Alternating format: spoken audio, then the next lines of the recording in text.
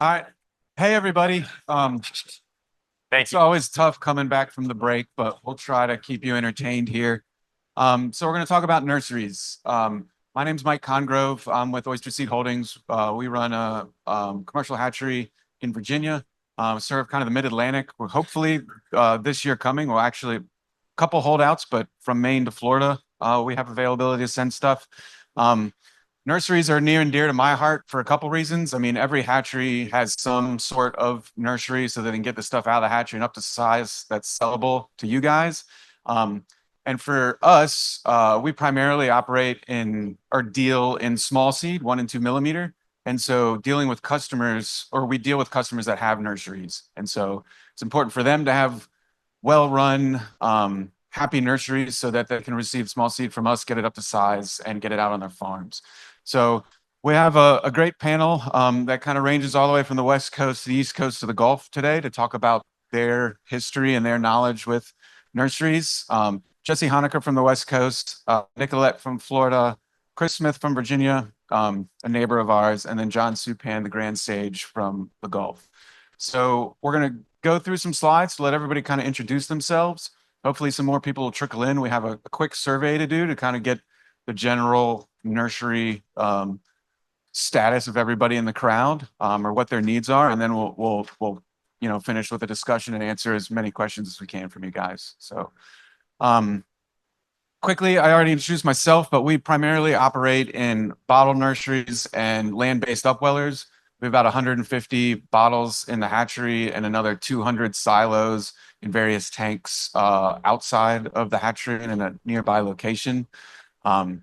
And for us, the bottles are really about getting the stuff out of setting and up to a handleable size for our nursery. Then they'll go into nursery, get up a little bit bigger, and send out to customers.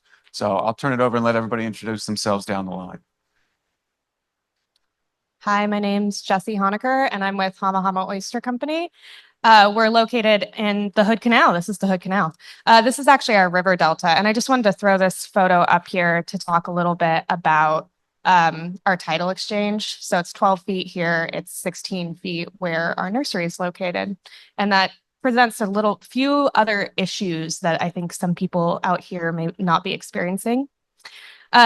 In terms of like how we do our grow out, we have a lot of different methods. So the size that I'm growing things up to in the nursery really matches the method of what we're doing. We also do 4 different species. So Pacifics, Olympias, Kumamotos, and Manila clams. And we're doing diploids and triploids, or whatever Russell said yesterday. Tripped or loid? I don't know. So yeah. We are located in actual boathouses, and we're using a majority of our styles are Hooper Islands. So these are a couple of photos of how our Hooper Islands are set up. We also have Chesapeake Bay systems, so we call those cheesies. And I'm trying to cycle those out. And then lastly, we have been making our own 4x4x6 foot fiberglass deep tanks that have fourth horsepower, quarter horsepower ice seeder pumps on them as well. So this is the size range that we're growing up. I actually stole this photo from the Hooper Island website, so thanks to them. But it just kind of shows we're getting things in about 2 millimeters and then getting them up to about that last range on the top of the photo, which is 12 millimeter. We also do have 10 tubes and 3 tubes, which is this style that you see here located in our boathouses, in which we're growing up smaller seed.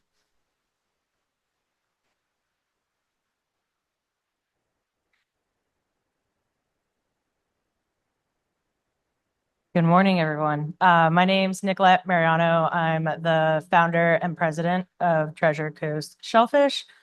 We're located about 2.5 hours south of here in Indian River County in Sebastian, Florida. Our farm is located just south of the Sebastian Inlet and north of Pelican Island National Wildlife Refuge, which is the first wildlife refuge in the United States. We are one of 4 farms on the entire east coast of Florida growing oysters right now. We are the only farm in our growing area. The other 3 farms are up in New Smyrna, and had to go through a lot of hoops to get started. I'm very fortunate enough to be off of a private aquaculture dock. There's only 2 of them zoned like that in the state of Florida. As you can see on the left-hand side, that's on the south side of the T dock. We use floating pods and floating bags right now. We've been very fortunate enough to be working with Oyster Seed Holding. In the past, we were able to get larger seed 6 millimeter size. Unfortunately, with the state of Florida having a zero tolerance policy for pathogens, it makes it really difficult to get seed that's out in the wild in a nursery setting from another state back into Florida. So we're looking at other methods. Also, we're not very protected. You can see on the right-hand side of the slide. Those are from some hurricanes. The gear is not that robust. So if we don't have the time or to put the seed at a higher stocking density out on our open farm, we end up taking them out of the water and putting them up, as you can see from the upper right-hand photo, on the dock. And depends on how long they're out of the water, we do see mortality. However, we're not losing our gear. Off of this private aquaculture dock, we do have the opportunity to rent some space in the dock-based wellers. However, I like to say we're the new kids on the block.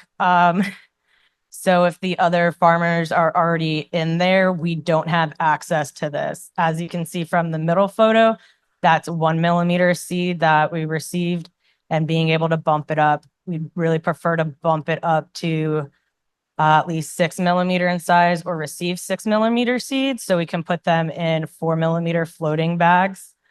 Being in South Florida, and especially we typically get our seed during the summer, is very difficult with biofouling. The size of my pinky nail, barnacles will get that size in a week. So in the nursery system at the dock, we will actively shake and flip and brush the floating bags 3 times a week and during the summer.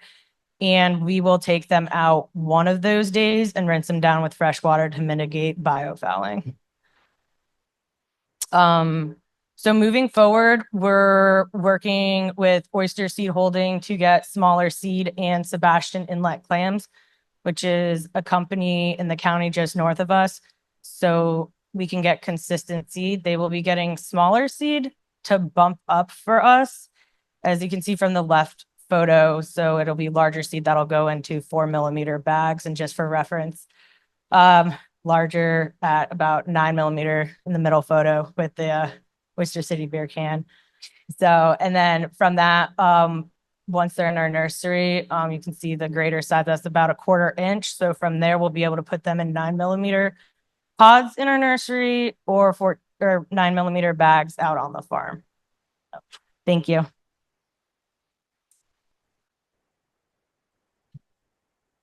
All right.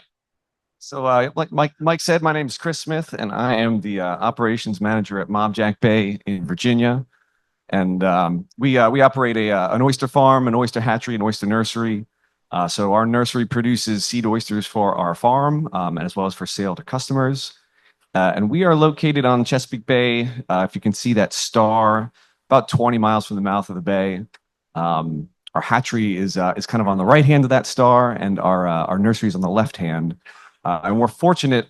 Our hatchery location has pretty consistent pristine water, and our nursery generally is a very productive location. We get good growth, so it's a good kind of combination.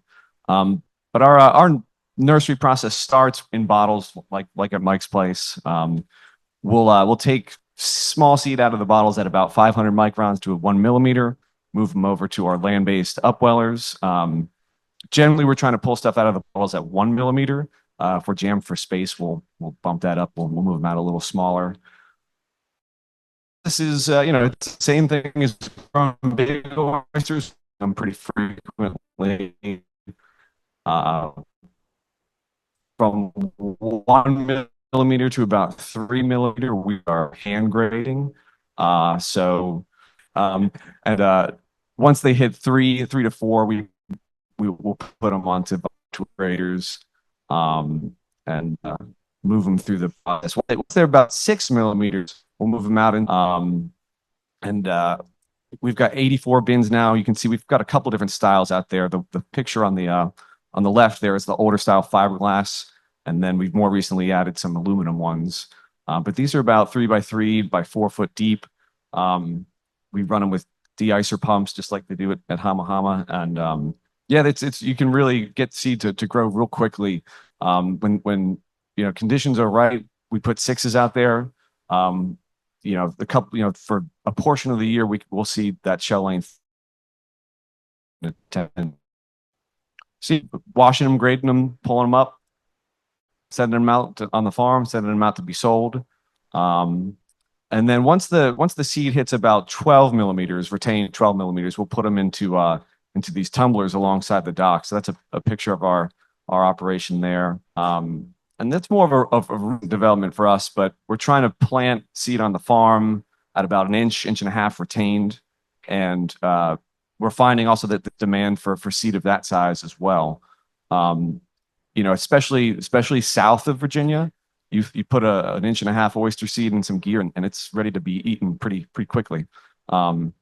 So yeah, that's the quick outline. There's a nice picture of cleaning some tanks, and they're eating and happy when you see that. So.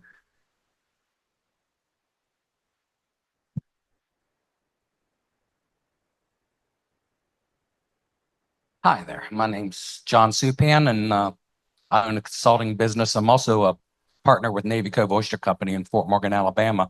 But prior to my retirement 8 years ago, I spent 35 years with the Louisiana Sea Grant Program, and I ran a hatchery operation and a research program in Grand Isle, Louisiana. And that's where I gained a lot of my hurricane experience. Anyway, you'll see that I'm a proponent of remote setting, and I'm including that in this topic for nurseries. I've been an admirer of the Pacific Northwest technology and methods since 1990.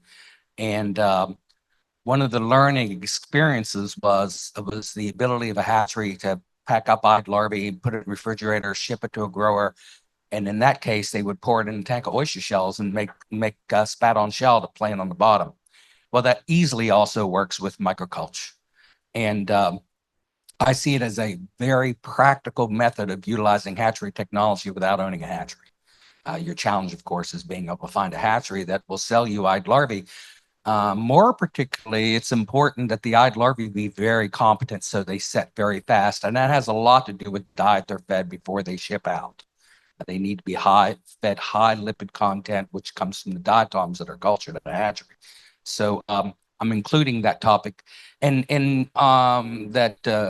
those crazy swim shorts that I'm wearing there. You may have heard the topic yesterday I had on the cutest little setting tub you ever saw, but you also can set the culture, microculture in trays with airlifts, or you can use a passive system where you can use an upweller as a downweller if you just reverse the flow, and it's very simple to do. And of course, bottle silos and I think I've become either famous or infamous for a YouTube video on how you make a drum silo with a plastic drum and a jigsaw. I've almost become a rock star with that thing, but it all because I got lazy. I didn't want to write any more fact sheets, so I just invited our videographer down and spent 8 hours, let me talk, and then we edited it down to 12 minutes. But anyway, so that's all on YouTube, and it's become very popular. And I'm not a big Flupsy fan because I'm in hurricane country, and what's your hurricane plan with these things? Anyway, so there you go.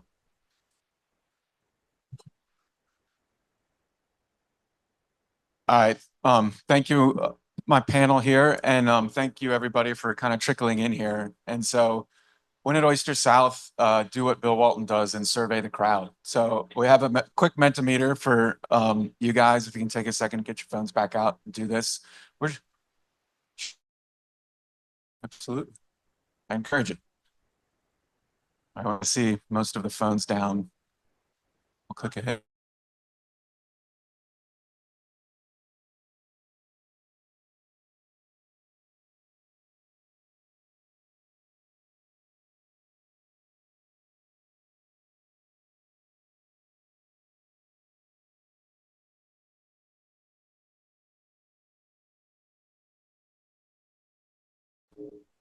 Uh-oh.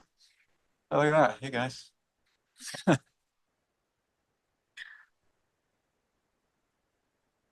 It's very meta.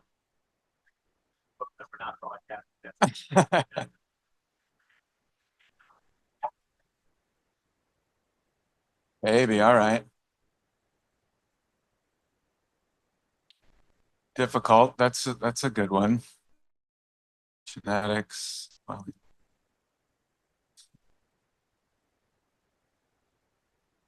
I don't follow Shuck. Labor is a good one. It's a good thing to consider.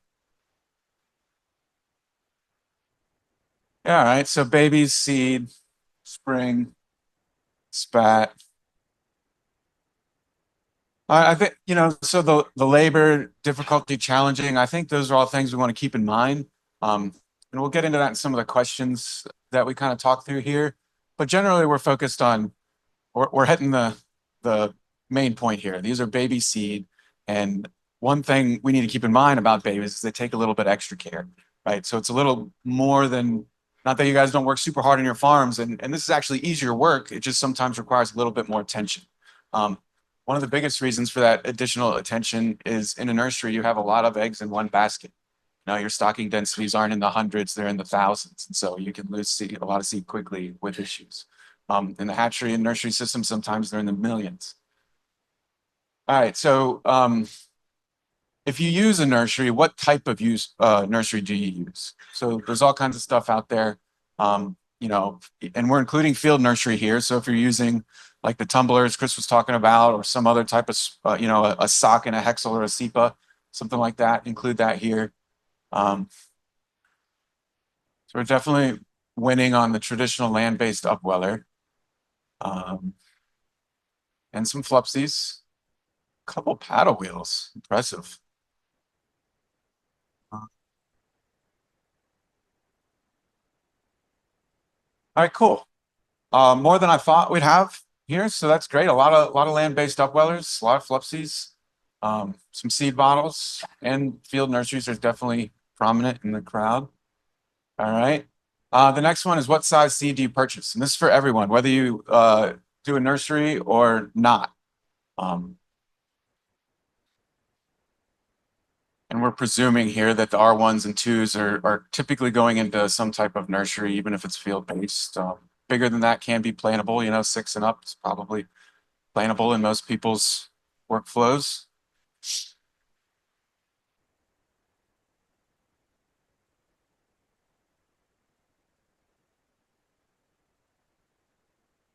But that's okay.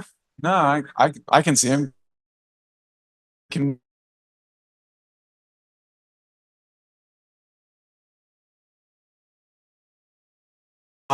yeah,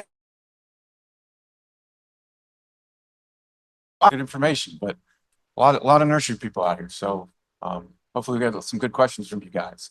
And then, just out of your curiosity, this is just by percentage. How much seed are you buying annually? I think this is the last question. Nobody's buying any seed. Oh, I didn't? Uh-oh.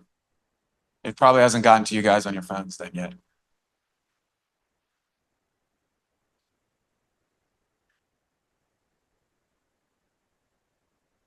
Who's streaming what on their phones right now? Bringing down the bandwidth. They probably are, yeah. Right. If you haven't seen that, you should watch it. It's probably the cheapest upweller you can make. And they are effective. You're the 55-gallon drums. Yeah. Yeah, probably the cheapest upweller you can make. I started out because of Coca-Cola, had their secret formula, and then I ended up with Snow Wizard and a whole bunch of their flavorings and snowballs and all produced, and we sell all those out the back door. Want to get used that. All right, I think we have everybody here, and it kind of runs the gamut, right? So more on the 500,000 and less side, but a lot of big farms in here produce or plant a lot of seed. That's good. I wish there was a way to total all that up, see how much seed is coming through this room every year, but maybe we can do that later somehow. All right, so thanks for that. Thanks for the kind of primer for us. Bill, if you don't mind just flipping back to that last slide. Um, just for something to look at, people refer to names. So I'm going to get us started with just a couple questions, and then we'll look to the audience for some questions. But one of our questions was about what type of nursery people use. Certainly, as people are maybe new to the nursery game and deciding what to use, there's a pretty big range from field plants to 55-gallon John Supan, nurseries, 5-gallon buckets, all the way up to giant paddle wheel Flupsies. So what should somebody looking to get into a nursery consider in selecting the best thing for them?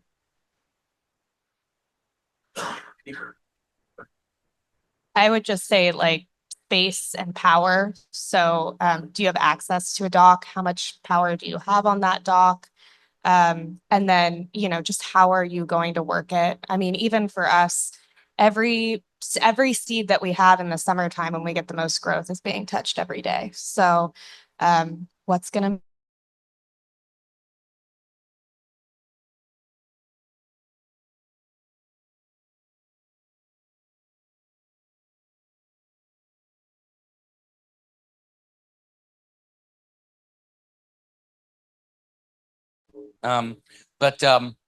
And I teach people the simplest way to pick a nursery site is go out and look around. And if you got wild oysters growing on the pilings and bulkheads and around you, that's a good site because it's not going to get too fresh on you, especially during the summertime. Because if it did, those oysters wouldn't be around. So it's a very simple way of determining whether you got a good nursery site. Doesn't necessarily mean to make a good hatchery site, but a good nursery site. I know for most of us, some of our farms are pretty far away from mainland. And to get out there, I know some people drive 45 minutes by boat. We've just been fortunate to be off of this private aquaculture dock, but in the early stages, definitely looking at like smaller mesh bags, inserts for the seed. But moving forward with having access to our dock nursery now, during the summer, I mean, between that location and our farm, which is just on the other side of the lagoon, I mean, Mother Nature is being cooperative. I mean, we'll see a 4 to a 6-fold difference in growth with seed at our dock location versus the farm. And I think scale might be another thing to consider, especially if you're considering investing in like a land-based upweller. Because that has, you have to just crunch the numbers and see, how much labor is this going to take? What kind of electric am I going to be paying? You're absorbing a greater degree of risk by purchasing small seed and growing it larger than if you're buying large seed and planting that in the field. So just, crunching the numbers, obviously the smaller seed is more affordable. It's cheaper. But there's probably a line for your business where purchasing X amount at a smaller size does make sense, where you can have somebody who's handling that seed because it is basically a full-time job. And I know like when we get a windstorm in the summer months when the nursery is running, it's terrible. It's terrible. You just really fear losing electric power. And we have a standby generator, but when it kicks on, it blows stuff apart, when the pumps surge. So there's just a lot of things to consider. It's definitely there's some additional risk that you're absorbing when you're running a nursery as well.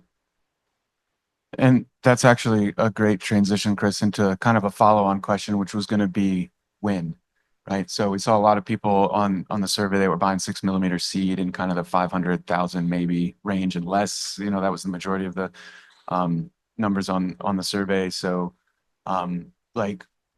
there's obviously economies of scale. There may be other reasons for when you decide to put in a nursery. Like it might not always just be about cost efficiency. It might be about controlling the shape of the oysters earlier, or it might be about availability of seed. But like, what should people think about other than what you just mentioned, which were great ones, in terms of like, when should I start considering to move away from buying big seed and getting into nursery? Yeah, I mean, I think I would say when you can't source sufficient large seed for your farm, or when that becomes cost prohibitive. That'd be mine. Yeah, just to follow up on that little West Coast history lesson, essentially there was a point where hatcheries couldn't produce enough for our industry. And that happened around 2008. And essentially all small farm, not all small farms, many small farms that had the ability to started to buy property in marinas or just be able to build out flupsies. And it's because the hatcheries just couldn't meet the demand anymore. And that's really when a lot of smaller places got in. So it's exactly what you're saying. And it's what we saw on the West Coast. Yeah, I think doing them in a marina is a great idea.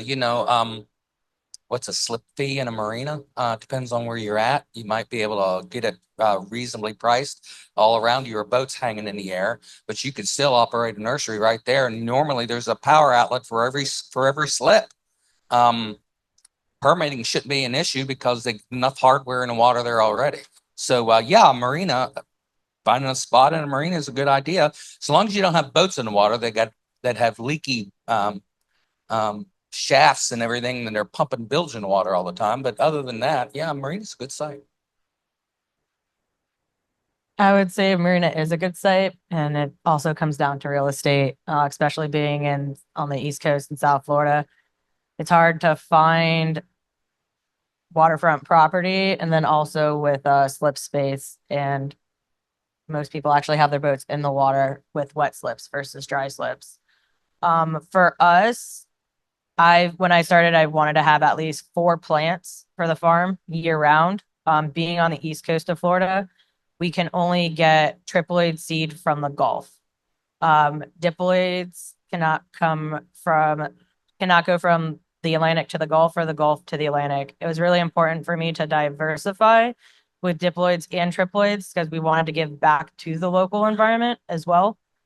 But being able to get smaller seed, and this year we'll be working with a nursery to get for the seed to come down smaller at like 1s or 2s to bump up to 6s or 9s is going to give us an advantage even over the regulatory issues of trying to get larger seed back into the state of Florida with that zero tolerance policy for pathogens. But it would take longer with less food in the water at that time of year in March and April in a flupsy type system in Virginia versus down south where we are. So that'll then give us a jump where we might have market product coming up 1 to 3 months earlier than in the past. Yeah, sure. I mean, I think that's definitely one of the things that nurseries give you is kind of an advantage early season to get stuff moving. You go ahead, I'd John. like to make one more comment about picking a marina site for a nursery. I can point out one, and I'm not going to mention where. It's on the Gulf Coast. It's predominantly a commercial harbor. There are a lot of shrimp boats in there. Many of them are old wooden hulls and they're leaky. And it's unfortunate that you can go over there at any given time and see an oil sheen on the water. All right. That's a no-brainer not to pick that marina. So one of the things mentioned in just as you're getting into a nursery is the labor. So question is, what does the daily workflow look like for your nursery? And like what type of record keeping or kind of efficiency management means do you use? Like are you tracking volumes? Are you tracking weights? That type of thing. Like how does just the daily workflow look? And then how do you manage that nursery over time so you make sure that you're, husbanding a cohort well through your system?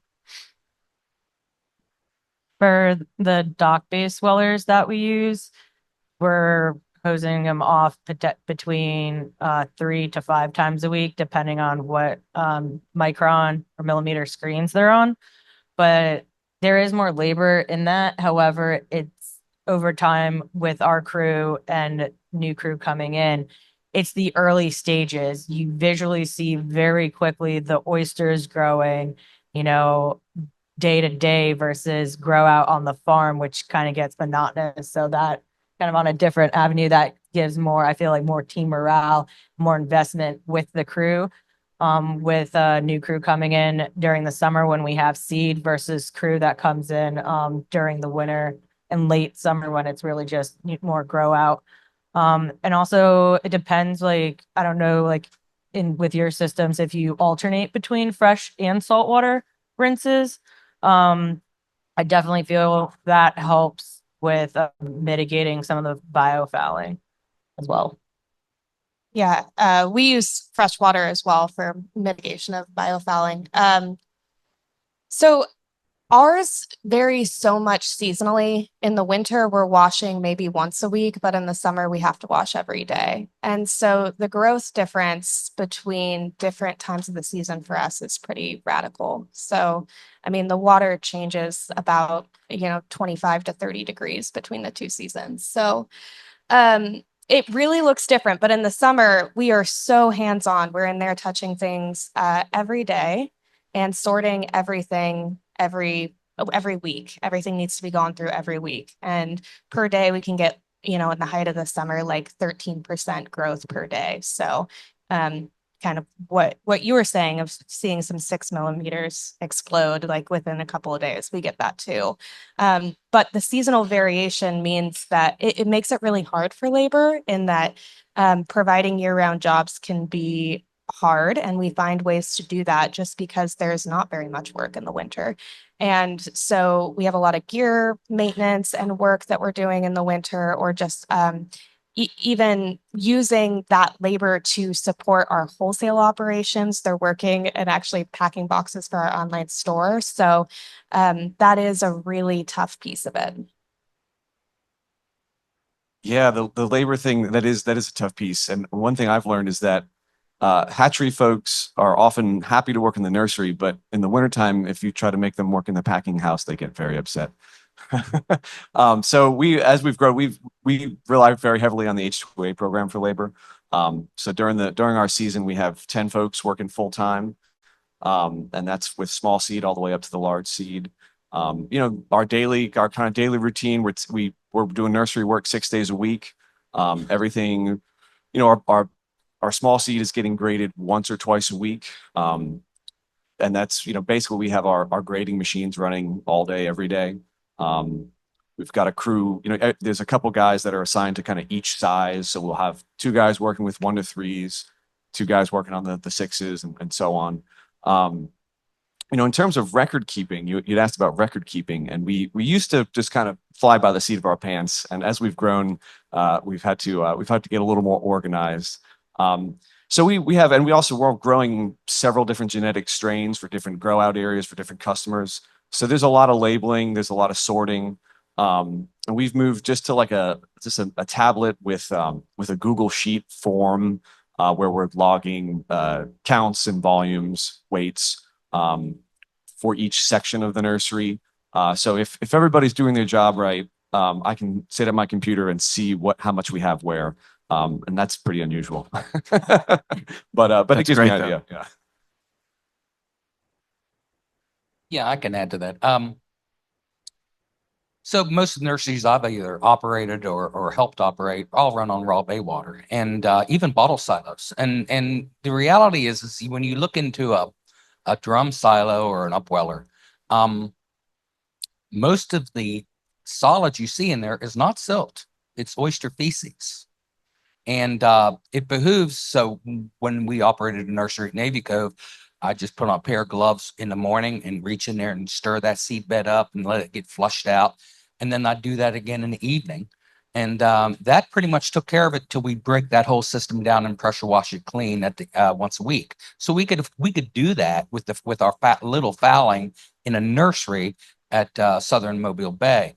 The beauty of bottle silos is that it's a fluidized bed, so it doesn't capture anything. And even the silt coming out of the pump, it's in a constant flush. So the feces coming out of there is even negligible. So you just don't, it looks like clear water all the time.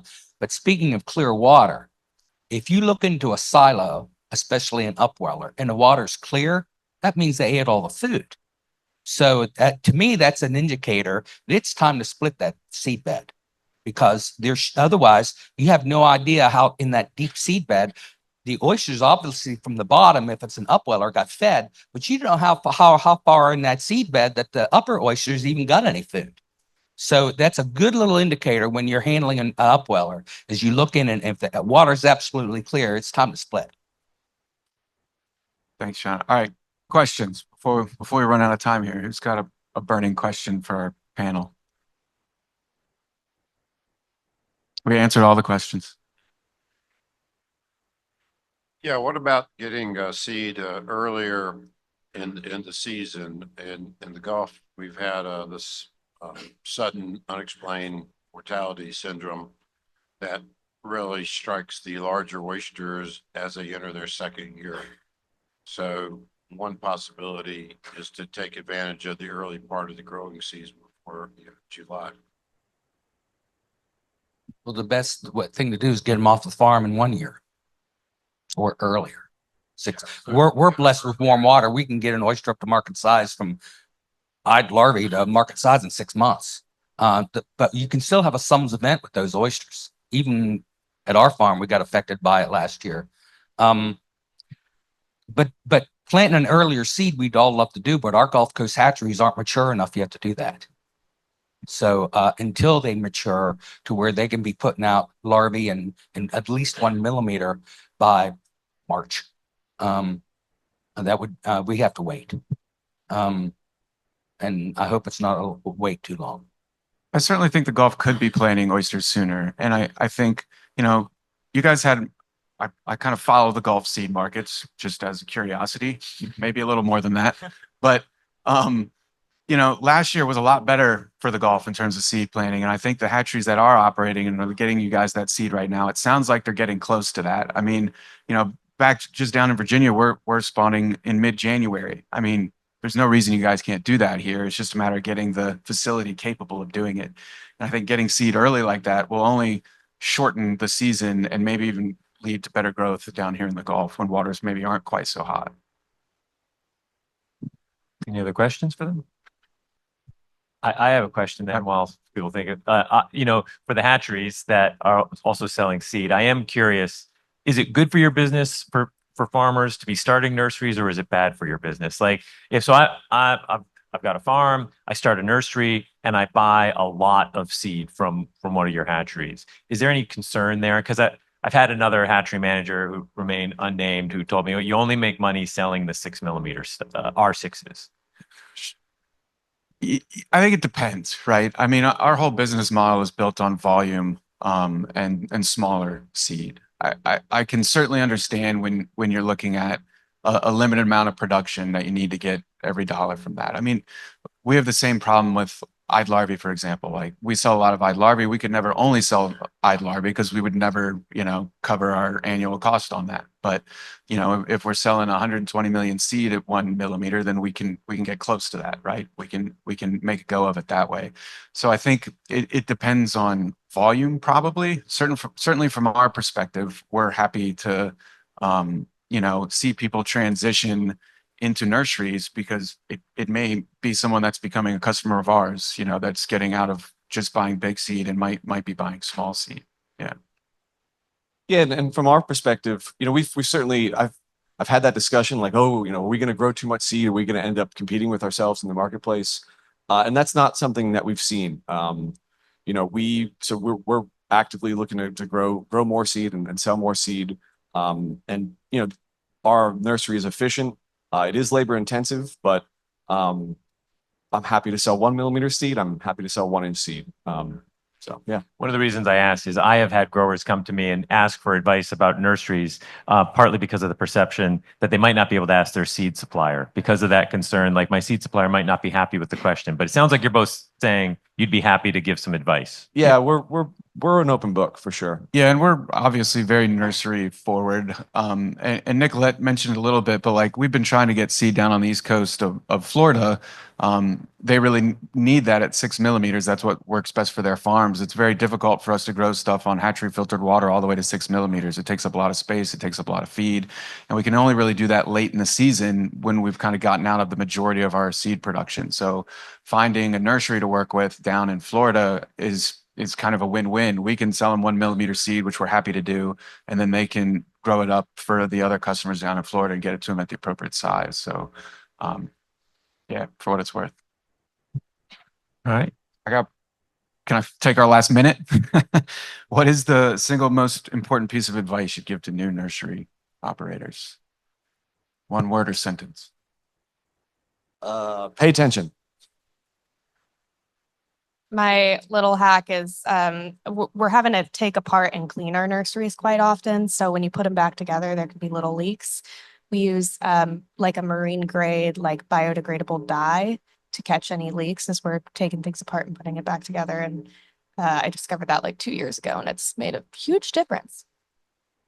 Since Mike called me the old sage up here, here's my old sage advice. And it has nothing to do with nurseries, grow out, even hatcheries. When human convenience supersedes the oyster's needs, trouble will abound. Attention to detail and make sure the pump is running and there's water in the pump and the electric is definitely on. All right. Thank you. Thank you for the panel and Mike for putting it together.